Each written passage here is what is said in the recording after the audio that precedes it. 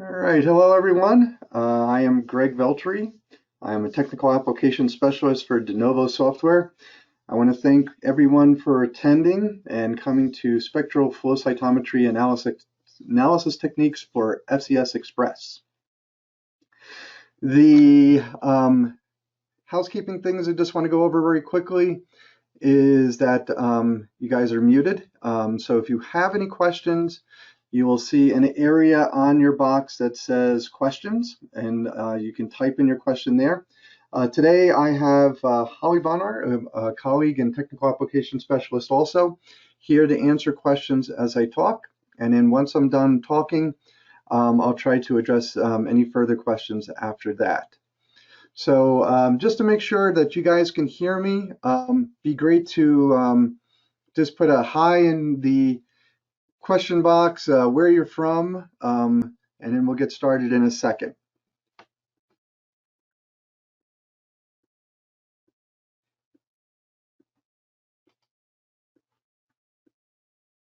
Hello, Elizabeth, Steve, Laura, fantastic. Qatar, wow. Thanks for staying up.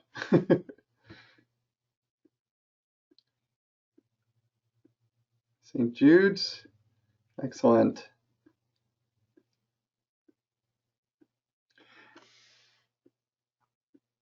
All right, let's get ourselves started then.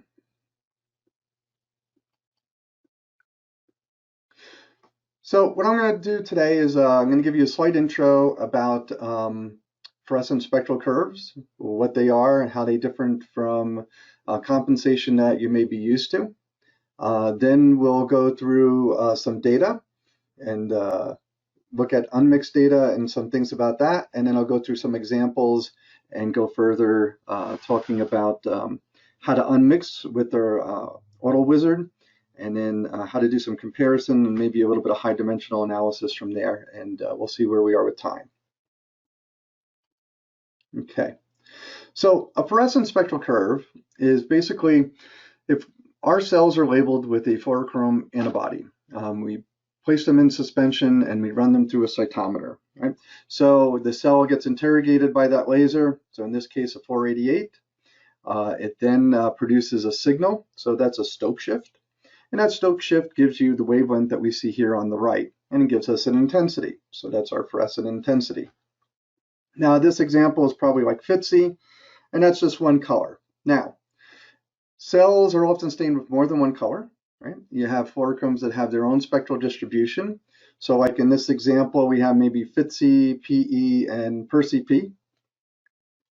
Now with convectional flow cytometry, which is all the cytometers that we've been using for a long time, they have mirrors and filters that are used to select specific bands of the optical spectrum. So some detectors are called FL1, FL2, FL3, being fluorescent 1, fluorescent 2, and fluorescent 3, right? Now, we use compensation, which is a subtraction of the signal in those channels. So as you can see, FL1 has mostly that FTSE color, but FL2 has a PE and then some PerCP in there and a little bit of FTSE, and then FL3 has a little bit of everything also. And that's where the compensation comes to play. So we use compensation, which is a subtraction of the signal in the channel. So if we look at a bar graph of each of those detectors, you'll see that FTSE in FL1 is mostly that, and then FL2 and FL3 is a mixture. And what we'll do with compensation is we'll subtract those out of there so that we get just those signals. So that's what conventional flow cytometry is doing. And it's also only seeing one portion of the signal. So those filters are bandpass filters that only see one portion, right? Now, spectral flow cytometry uses either prisms or grating or array of detectors, depending on the instrument that you work with. And they're used to collect a continuous high resolution optical spectrum. So in other words, we're looking at everything that's being produced by that Stokes shift of all the fluorochromes that are placed together. Now, the number of detectors in the array is larger than the number of labels, and no particular detector is dedicated to a measurement. So we're getting the full spectrum, right? So this is kind of the nice portion about spectral flow cytometry. And it's the sum of the fluorescence from each of those cells. So this comes down to, once you have all of these different signals placed together, and we have the sum, how do we separate those? And that's what we're here for today, right? So what we're doing is we're unmixing. So there's several mathematical models that can be used to perform spectral unmixing. However, the most widely used one is ordinary least square method, and that's the one that we use. If you've used the Aurora, you hear that. Sony uses a weighted least square method, but probably the most important thing is they're all using least square method, which is the same algorithm. That algorithm was developed in the 1700s, and we're still using it today, and it's used in actually in astronomy and other different types of things of mapping and stuff like that. Now, this is why it's important to have all your single positive controls, and this is why they harp on this about you, is that you have a summation of the signal, but you have all these different signals in there. So ordinary squared method assumes a linear contribution of unchanged reference spectra to the mixture of the spectra of an unknown sample, and in turn the calculations allow us to estimate the contribution of each spectrum or of each dye. So basically what we're saying is, using your single positive controls and knowing those spectral signatures, it's able to unmix those so that then we're able to determine what each cell is stained with. So that's kind of a basic introductory to the difference between compensation versus spectral flow cytometry.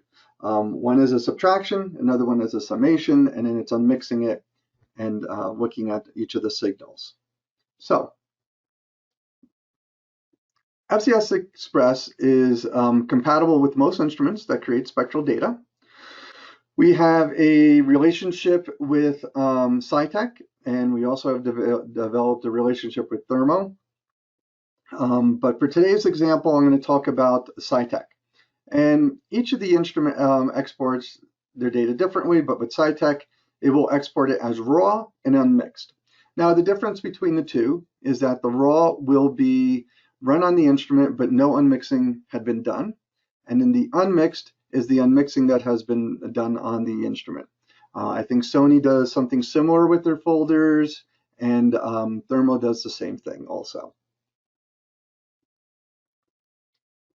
All right, so let's go through some examples. So the data has been unmixed by spectral flow. That's the first thing we'll do. And I'll start off with a new layout, and we'll go step by step and show you some information about how we're able to do kind of overlays and things like that with our data on the spectrum. And then we'll look at a template and see what that looks like. And that'll be a 14-color template. And then we'll go on to how to unmix. Now, I'm not going to get into how to use the software per se. I'll go over some little things, but today is mostly to talk about unmixing and spectral data analysis. Okay. So let's bring up FCS Express. All right. And when I bring up FCS Express, for those of you who are new to us a little bit, I'll just mention this, is that this is broken down in the three portions in the opening screen. You have information, we have a whole bunch of help area, and then we have our new layout, open a layout, and then different information here of previous layouts. So let's do a new layout. Okay. Now, when I do this, you'll notice one thing for those of you who aren't up to 7.18 and you're on older editions or older versions, there's a little bit different look here. You'll notice that the icon is different here. We have a data list opening and a gate navigator. From 7.18 and on, we've made this change, and you'll also notice that some of our literature has changed, and that we say we're with Dotmatics. So we are a company part of the Dotmatics family, and that's like Prism and other different programs that are out there, and we've all come under this one company. So another difference here is help, and the help information is all here. And then if you have a problem with your software, About My License is a good place to go so that you can see what version you're on. So you can see I'm on 7.18.0025, and that's the latest version. All right, so let's bring in some data. So as I mentioned to you, the data that we bring in is in two folders. So let's go over here and I'll show you. So I have the raw and the unmixed. So let's go to our raw. And I have my reference group and multicolor samples. So this data we're going to use for the unmixing. And then the unmixed has the same folders, and we're going to start with this. So I'm not going to go to the reference group. I'm just going to go to multicolor samples. And I'm going to select these three, and I'm going to drag those over there. And then we'll come back to that. All right, so what we're going to do is first let's make some plots. So I'm going to click, I'm going to drag and release. All right, now this is probably maybe a little bit of a new thing also for many of you. This allows you to see what each of the icons are of what you're going to create. So I can do a density plot, I could do a histogram plot, a spectral plot. So maybe I'll just do a density and a spectrum plot for today. And we'll click OK. All right, and we'll move this to the side and move this here. And let's make our spectral plot a little larger that way. And we'll get this into a little size here. Okay, so let's make a gate on our scatter first. So let's do a forward scatter area versus side scatter area. Okay, and then we'll draw a gate.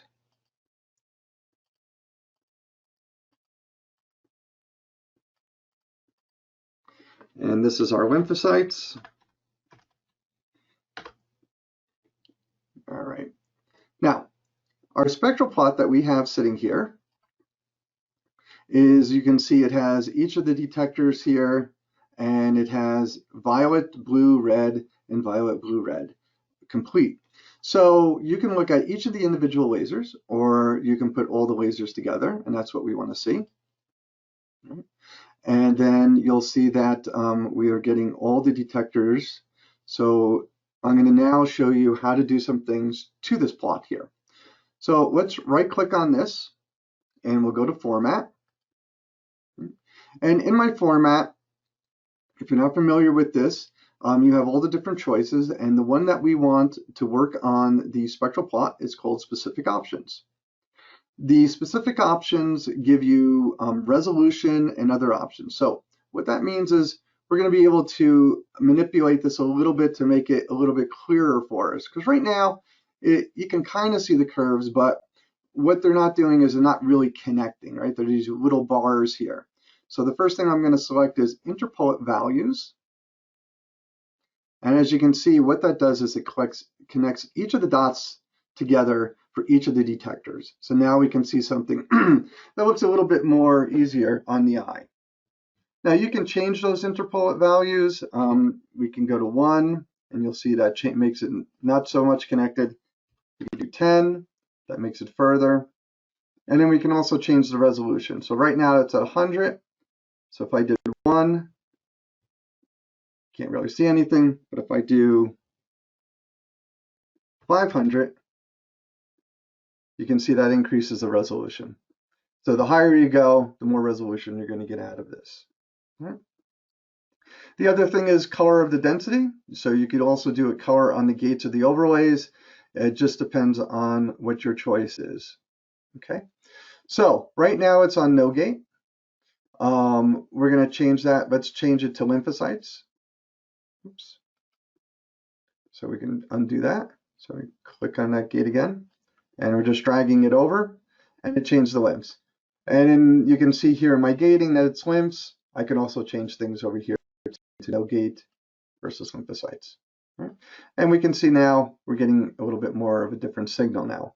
So let's deep a little bit deeper into it. So let's create another plot. All right, and let's go to CD3. And let's do CD3 positives. We'll click OK. And then we can draw another gate on our CD3 negatives. And then let's take the CD3 and we'll go to 4s and 8s. And then let's do CD8.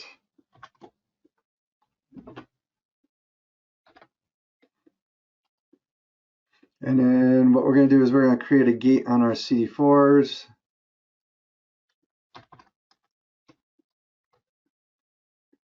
And then from there, what I want to get is my CD7, CD125. And I want this little guy right here. And we'll play with that also. So, and let's change the color.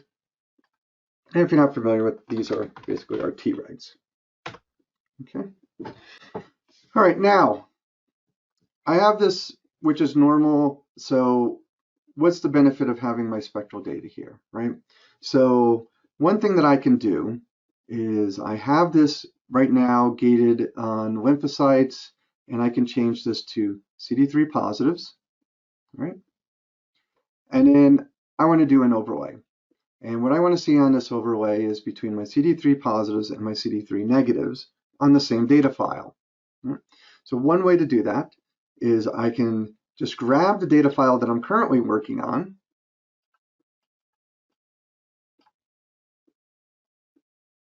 and drag it over here. It's going to ask me, do I want to replace it? I don't want to replace it. I want to add to it.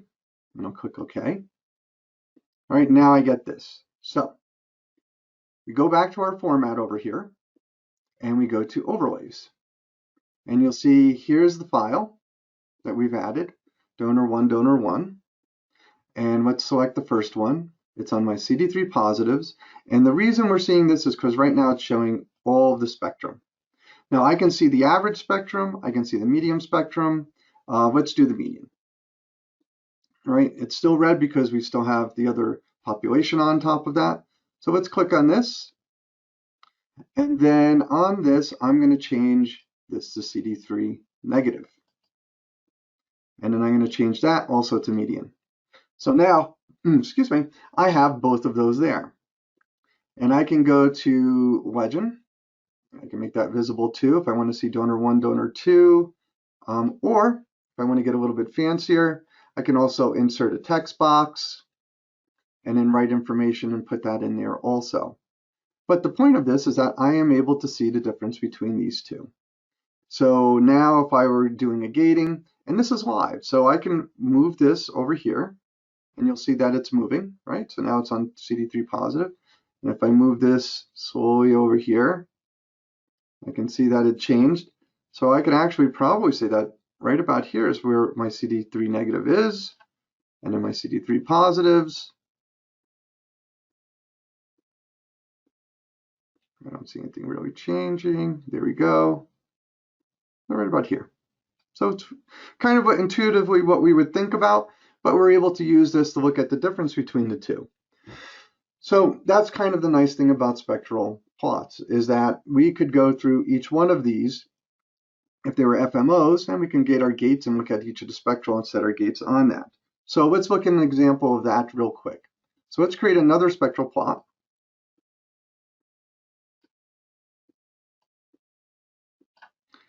And we'll make that all of the lasers. And I'm going to make this my T-reg. And I'm going to change this so it's a little bit easier to see. So let's do that interpolate. And let's do 200. Okay. And what you would have to know is what is the 781 versus the 659 and what they look like and where the spectrum is. And you would be able to move these around and zoom in, and you can figure out exactly where you would have to gate it. So these are different types of tools that you're able to use with doing this. How do you, Xinjiang asked, how do you describe the difference from the spectral plot? Well, the difference in the spectral plot, you have to know what the spectral curve is for each of your fluorochromes, all right? So that's kind of up to you looking at the curves and being able to do that. We don't have like a library to show you that kind of thing. But another thing that we can do on the plot itself, if I go to the axes, and if I want to see all of these detectors sitting right here, I can go to the x-axis, and you'll see that I have the labels, and I can change their angle, right? So what you're going to see is that this will allow me to be able to get more of the detectors to be able to show up there. There we go. So now I can see each of the individual ones listed.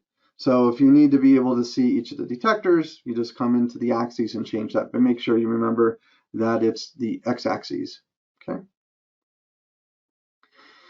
Now, if I were to select each of these data files, you'll see that the data will change, and so will the curves. So this is kind of a basic type of thing that you can do with your data when you bring it in as unmixed. Right. The next thing I'd probably want to do is maybe I want to do the unmixing myself. I didn't have enough time on the instrument, so let's go through that example. So let's put this over here. Right. And before I do that, let me show you example 2, the template. So let's select that.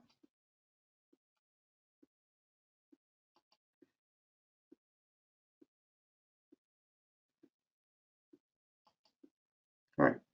So when you have enough time to do something like this, this is an example of what you're capable of doing with our software. So this is the seafloor immunoprofiling kit, 14 colors. You'll notice that there's no data in here because what I have created here is a template. And I've decided to say what the kit is, what's going to be my analysis strategy, and then my initial gating. So the first thing I told people to do is drop and drag your samples into here. So let's go get that data.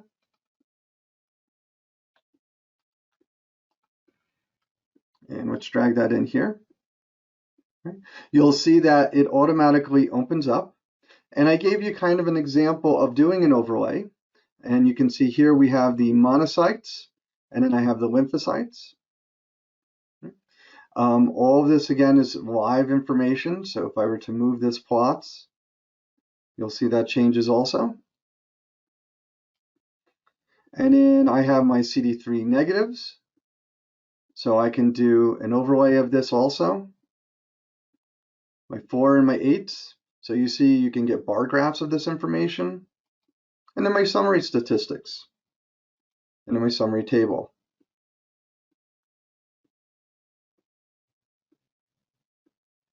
Okay. So this is an example of what you're capable of doing. And if you're not familiar of how to make a template, it's just a matter of doing File, Save As, and then you would go here and make it unlinked data.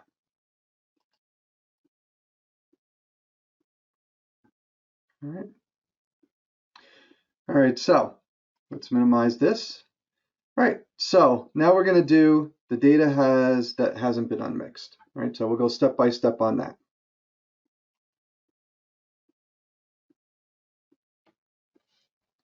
All right. The first thing I'm going to do is new layout. I'm going to expand that open. And I'm going to go to tools. And in the tools, here's the compensation and unmixing. So let's select that. And I can move this over. So you'll notice that we have north, south, east, west compass headings. And that's just a matter that you can just place those right over there. The next thing I'm going to do is I'm not going to compensate. I'm going to do unmixing. So let's select unmixing. And let me talk a little bit about what I have here. So the unmixing, I can give names to my unmixing. So I'm going to call this unmixing with no autofluorescence. and I'm going to show you why. And then, excuse me, I have the save, I have an open, I have a delete, and then we'll talk about these two icons in a bit. And then we have each of the steps here. And each of these steps, the first one is bring in your single stain controls, and then we'll go through each one of these. So let's first do that. Right. Remember, we have to go to the raw. We're going to use our reference groups. I'm going to select my cells. Now, some of you may ask, can I do cells and beads at the same time? Yes, you can. Just make sure that you have the unstained cells and unstained beads for each one of those. Or if they have their own negative within there, you can just do on self. So it just depends on what you're using. But remember, something like CD45 needs an unstained because CD45 is usually completely positive. So let's open up these. Right, so all of those files are open. And we're going to look at each of these and see what's going on. So it says unstained. So the software is pretty smart in that it knew that the unstained is called our negative control. You'll see that you can also do an autofluorescence control and a negative control. So we'll talk a little bit about that. And then each of these have a sample, but if I select on this, I can change this to use as self as a negative or no negative or unstained. Okay. So this is where if you had two unstains, one with cells, one with beads, you can then select and say what that would be, right? So if you were doing all beads, but then you needed to do live dead on cells, you'd be able to do that. Now, the next thing I would do is my forward scatter, side scatter. So I'm going to use those for my scatter parameters. And then next is select parameter to unmix. So you'll notice that it says view errors and warnings. And we have an error right here, right? And what that's saying is, well, what are the parameters you're unmixing? And that's just what lasers are you using? So we're using 3 lasers. And then you see my mouse kind of twitching around. And what it's doing is doing the unmixing as we're talking. And so that was fairly quick. And then if I go to the calculation matrix, right now it's calculating statistics on median. If I want it on mean, I could do that also. And then if I don't want it to recalculate automatically, I would have just deselected this. Okay.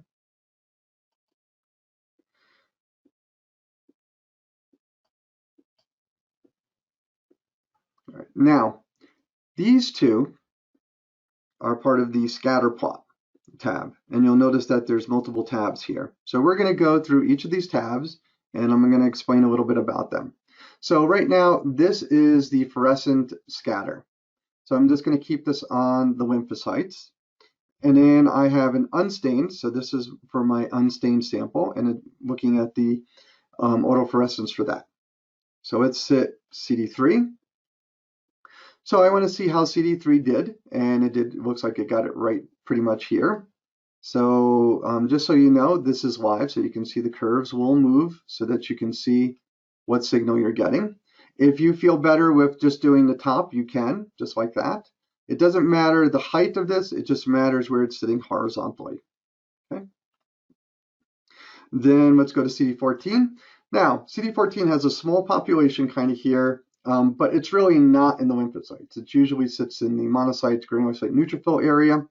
So to change just this gate, I select this gate, and in our gating, we have data specific. So what that means is this gate is going to be specific to this. And then let's move this over a little bit like that. And you'll see the peaks change, right? So now I have my fluorescent signal right there. Now this is CFLOR 450, and I should be seeing it right about here. And then if you were curious, is it really that? You can move it over here. So there's the unstained, and there's the stained. Okay. The next one is CD45. So I got that very nicely. And then let's scroll over to the other ones. Let's see CD8.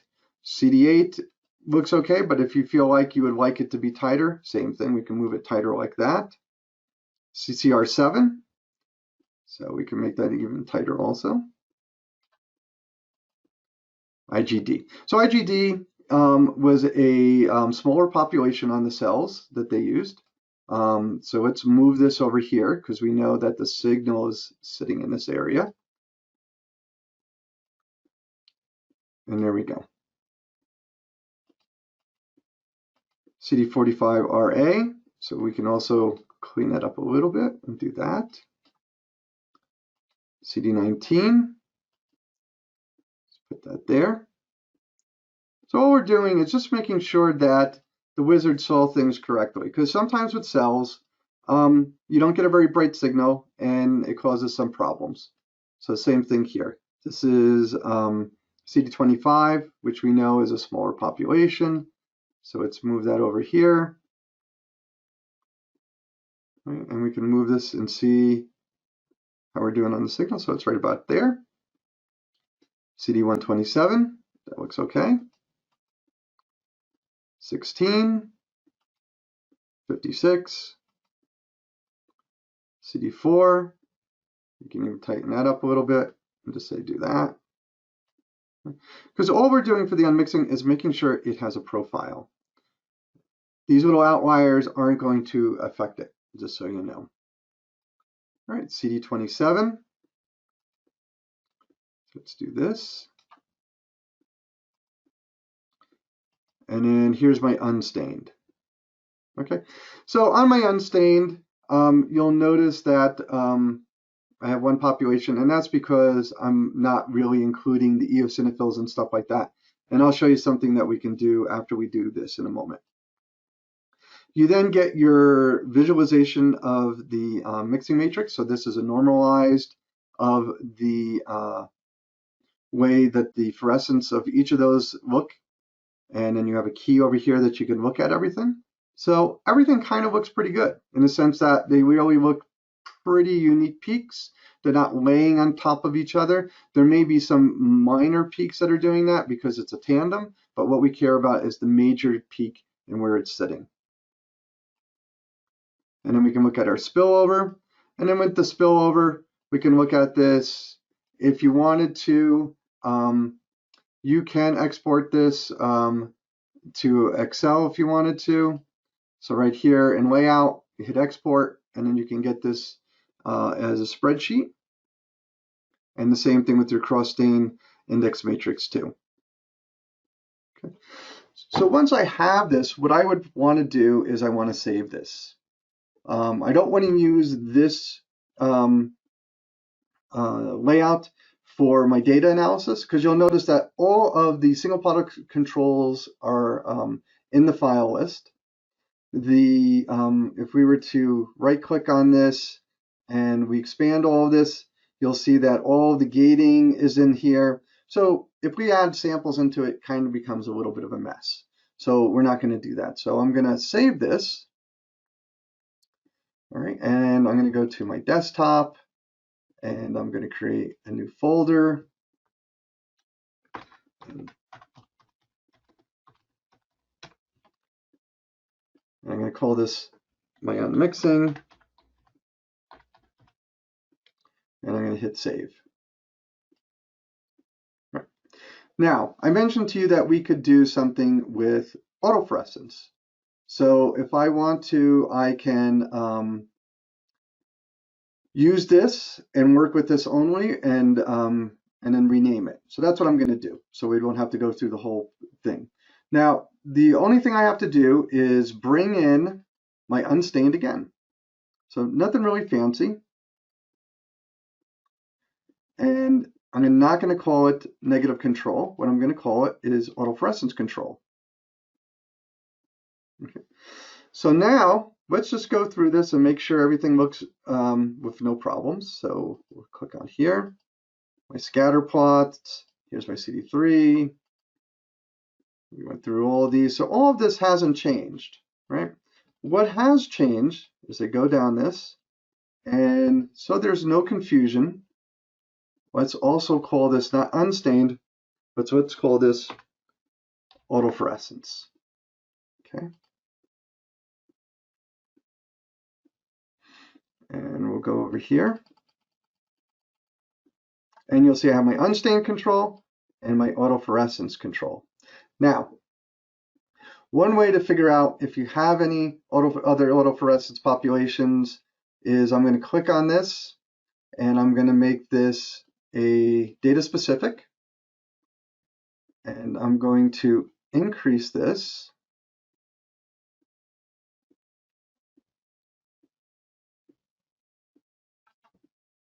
All right, and then let's do it one more time. And let's move that up. Okay. We're not really seeing a lot of difference, but there is another little peak here. So just for purposes of academic purposes, we'll just put that right here.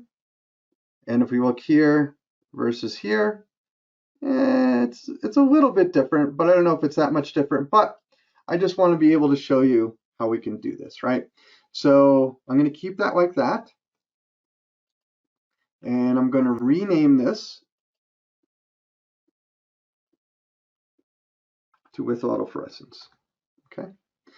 And then the other thing I just want to show you is that it does make a difference. It does affect certain things when you do the autofluorescence. So this is going to affect it. If it's sitting negative like that, that means that it probably isn't really something real. But again, just to show you the difference between the two. So let's save this. And let's go to my desktop.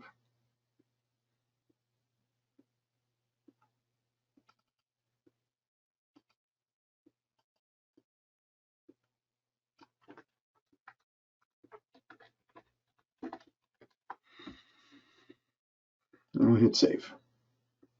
All right, so let's close this. Now I would save this always, because once I've done unmixing, I always want to save what I've done, but I'm just going to hide this for now. And let's do a new layout. Okay. And let's go to Tools, Compensation and Unmixing again. Let's put this over here on the side. And we're going to open that unmixing. So let's select the unmixing. You have to make sure you change this so that it says unmixing. And you'll see I have unmixing and unmixing with autofluorescence. So let's first start with this. Now, unmixing with no autofluorescence, right? So if I right click on this, I can set this as default. And what that means is each time the files come in, it will automatically do that. So I'm going to show you that just so you can see it. And then we'll bring in the other one and I'll show you the comparison that we can also do. So let's bring in the data files.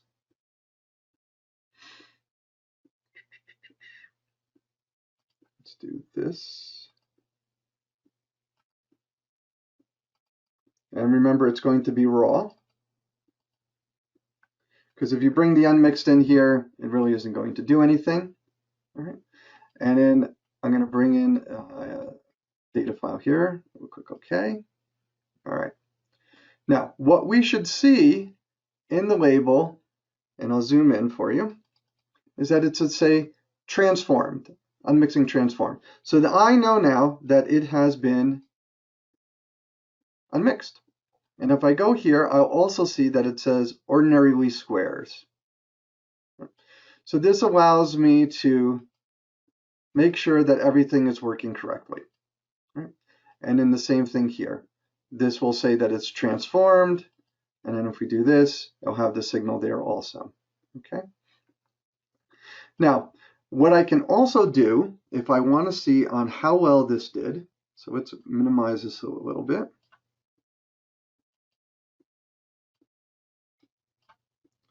Is if I select this plot, you'll see up here I get multi-plot. If I select multi-plot, I can get n by n plots on this. So that's what I want to see. So I'm going to do that. And then I'm going to pick my parameters. So I don't need any of the scatter parameters on this. I want to see kind of how all they did together. I don't really need histograms. And I'm going to click OK.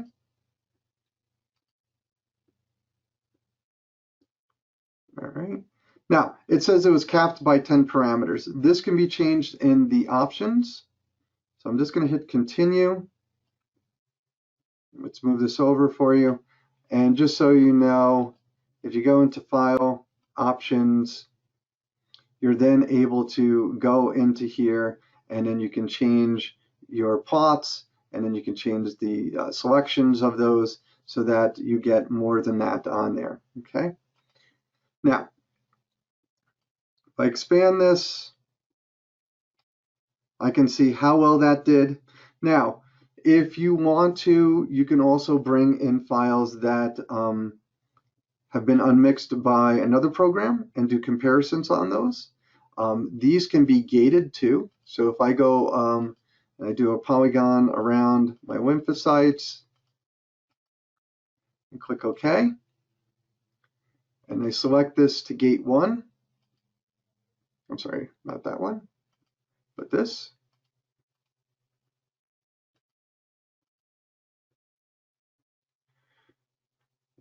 All right. So now this is gated off of my lymphocytes. And then you can do even more specific, and then you can check and see how things are looking for yourself. If you're curious, each of these plots are individual plots, and you can separate those out if you want to.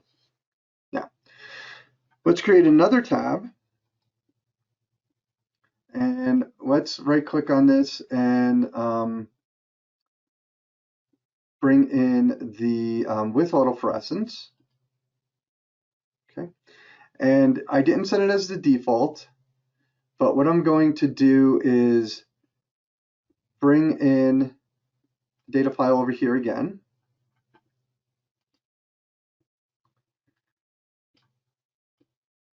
All right.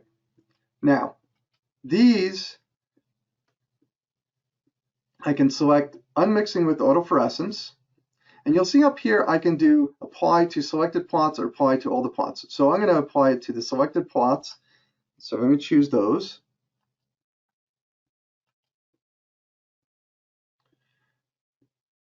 And I've applied that unmixing to these right here. Okay. Now, I can then do the same thing as I did before, is I can select on this plot, I can do a multi-cut, and then do an N by N, deselect these, and click OK.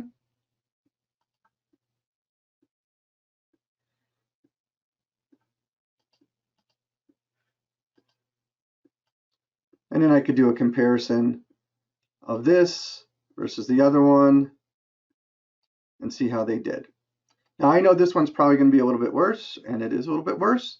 And then if you wanted to do a 2-page comparison, let's get rid of this. We can move this over, and now I can look and compare these two against each other. So you have a lot of different options on doing that and being able to see that. Okay, now let me do a couple of things to clean this up. So let's go to 1 page. Let's delete the 2nd page. We don't need this right now, so let's get rid of that. Okay. Now, I mentioned about doing some high dimensional data analysis, which you can do with your spectral data. So that's very simple to do. Let's go back to the tools and compensation and formatting. Let's get rid of this one right here. We'll just have this. And I'm going to go to transformation. Okay. Now, I'm just going to do an individual data file, but usually you would do a merge and you'd bring your data files together. But just for time purposes, I'm just going to do this one right here. So let's bring this to the side. And with transformation, this allows you to do high dimensional data analysis by creating a pipeline. Now, what pipelines allow you to do is to add different things to what you want to see. So I'm going to deselect automatic the run line. Let's see what's going on with this. let's pick from a file.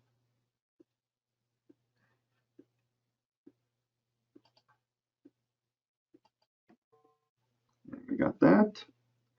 And why is that doing that to me? That's not a problem. Let's quickly just let me do one little thing here. Because what I'm seeing is I don't see all of my parameters there, which is not a problem. So let's just bring in these data files here.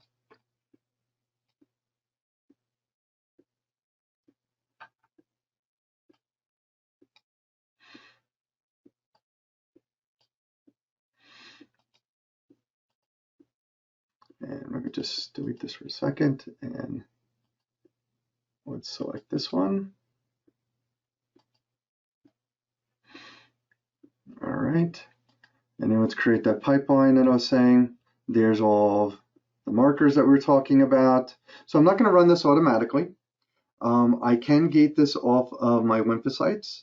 Right now, I can keep all the parameters if I want to. I don't really need this right here.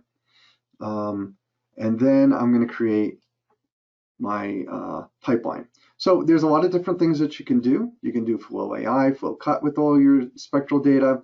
I can do a downsampling. So I can do an interval downsampling, which will make it a little bit faster. So what that means is it'll randomly pick here 1,000. Let's do 50,000. Right. And then after that, I'll go to mathematical, and I'm going to do some scaling. So on Friday, there will be a bigger talk about the meanings of all these different things here, but I just wanted to let you see that you can do this on spectral data. And then you'll see that I have just those. So I want just the fluorochromes. So what I can do is select all, and then I can deselect these guys here. All right, so all the fluorochromes are there. And then the next thing I would want to do is like a dimension, so we'll do UMAP. And I'm going to take that and make sure it's in the right order. So I wanted to first downsample, then scale it, and then I wanted to do dimensional analysis of this. Now, you'll notice that it says scaled versus not scaled. I want the scaled. So a good way to filter that is just to write in scale. And then I'm going to select all of those, and now they're done. Now, what I can now do is I can create another plot over here. And let's increase the size of this. Okay. And then from there, I can make this gated or not gated. So I'm just going to put no gate because we're going to show data off of the lymphocytes anyhow. And then I'm going to go to my new pipeline, and I'm going to tell it that I want this pipeline on this plot right here.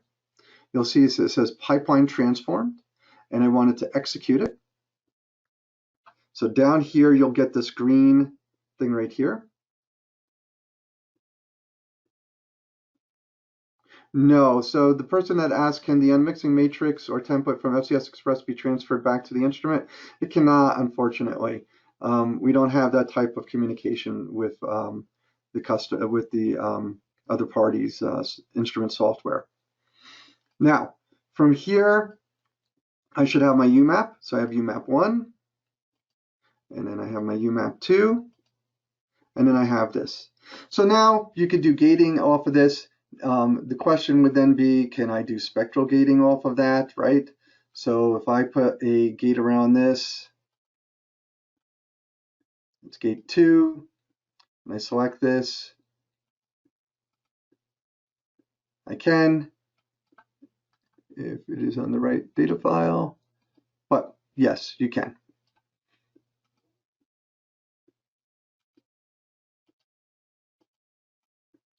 All right, and then you can do additional information from this. You could do a multi-plot and do, if I select this, color by parameters. So it's clear the selection and say I want to see CD3, I want to see CD8.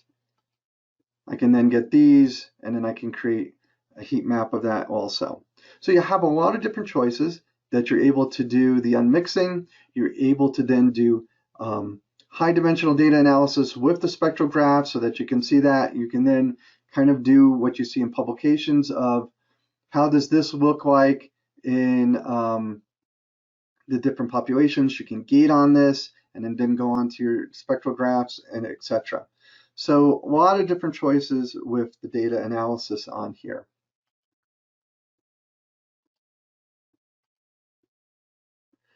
All right. So I want to thank you for attending this webinar. And if you have any further questions, feel free to ask me questions now, or you feel like they come to you later on, just email us at support@denovosoftware.com. That will allow you to get any of our 7 application specialists to help you. We usually try to get you within 2 hours or so, no more than 24 hours. And then on our software, on our website at www.denovosoftware.com on videos, there's a bunch of tutorials and information to help you further. But if you feel like that's not good enough or helps you well enough, you can always send us an email at support and we'll help you with your data and how to unmix it and things like that. Again, I want to thank you for attending this webinar, and we'll be here to answer any questions for the next couple of moments.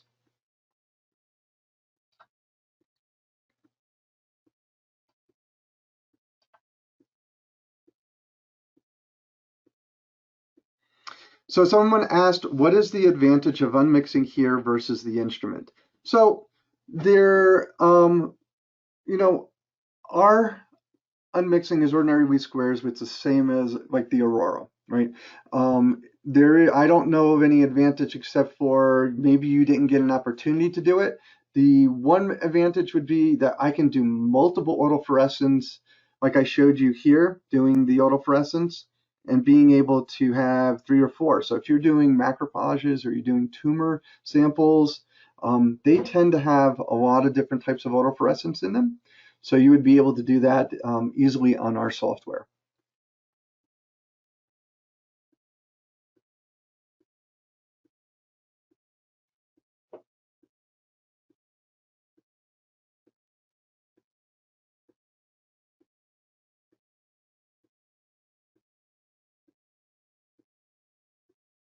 Okay, if the Aurora does that too, I got to be honest with you, I don't sit at the Aurora with the Spectral Flow and they don't share the Spectral Flow with us.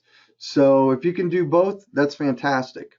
So the advantages would be, that you could do it here and you didn't have enough time on the instrument. Some people are just like, they have busy cores and they need to move along quickly or they don't want to spend as much money doing the unmixing there. That would be that. But no, thank you.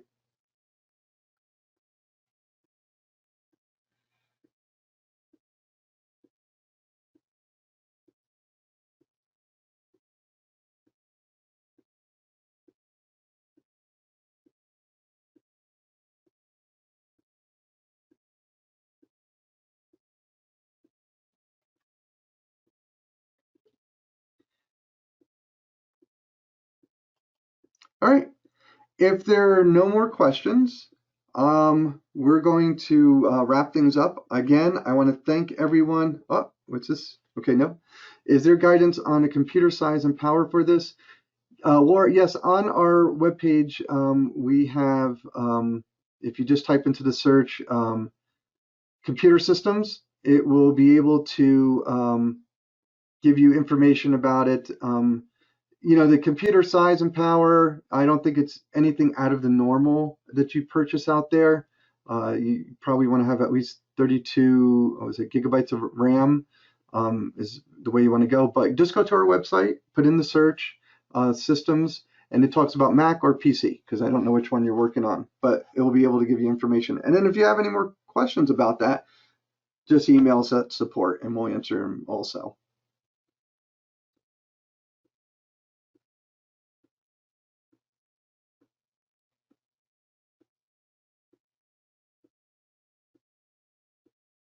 Okay, so someone just asked me, is there a way to not use the sheet to have all the info on one screen.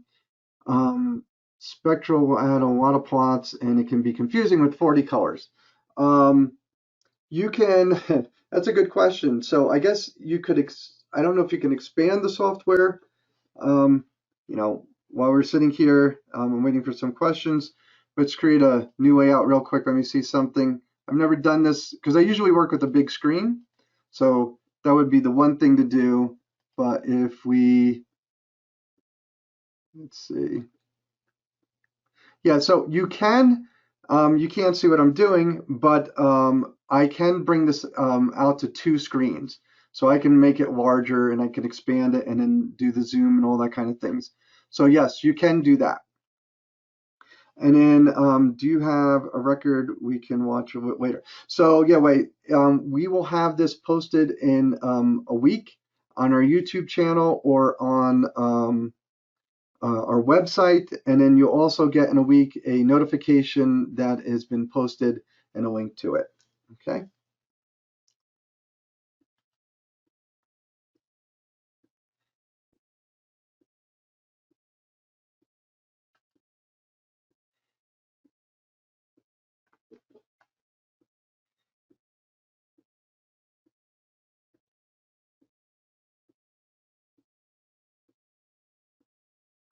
Oh, good. All right. So you got that question answered. Good.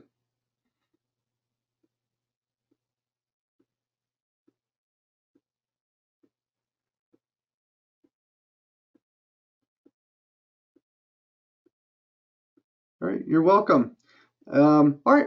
Hey, again, thanks everyone for coming. Thanks for the great questions. So I always appreciate that because just sitting here. But thank you for all that. And then again, we'll have this posted up for everyone within a week, and then you'll be able to get access to it. And then again, always be able to feel free to contact us at support@denovosoftware.com. All right. I hope you all have a good day and a good week.